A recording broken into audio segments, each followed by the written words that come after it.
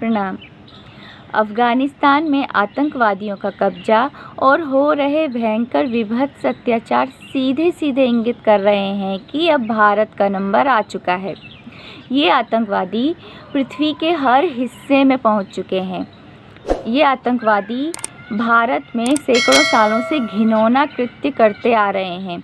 इन आतंकवादियों के पास तरह तरह के हथियार हैं और ये आतंकवादी छुपकर धोखा देकर शिकार करते हैं और साधारण जनता को मारते हैं और फिर इनकी बोटियां नोच नोच कर खाते हैं। ये सब होने का सबसे बड़ा कारण साधारण जनता का निहत्था होना है, क्योंकि संवैधानिक रूप से साधारण जनता हथियार नहीं रख सकती है और जिन हथियारों को आप रख सकते हैं वो आपकी स्क्रीन पर दिखाए गए हैं। लेकिन ये हथियार आतंकवादियों के AK-47, मोर्टार, हथगोले, डायनामाइट के सामने कुछ भी नहीं है। ऊपर से हथियार रखने की प्रक्रिया बहुत कठिन है और महंगी भी है। इसी कारण जब भी आतंकवादी एक साथ हमला करते हैं तो साधारण जनता के पास भागने या फिर मरने के अलावा कोई विकल्प शेष नहीं रहता है।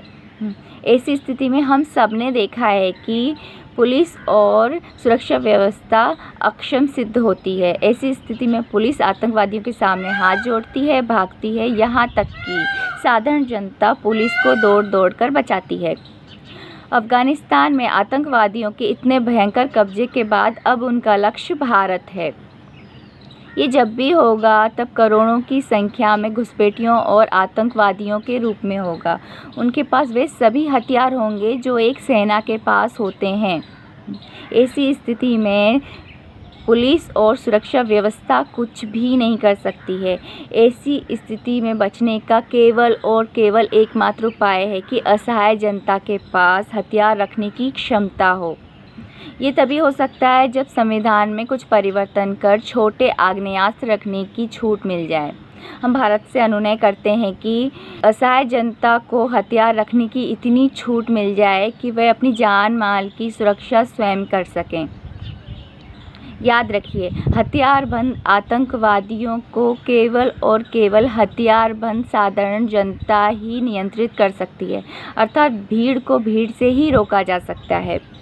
हम भारत के आर्म्स एक्ट को अमेरिका के आर्म्स एक्ट के स्तर तक चाहते हैं। हम आप सभी से अनुनय करते हैं कि अपने अपने क्षेत्र के सांसदों और विधायकों से इस परिवर्तन की मांग करें। धन्यवाद।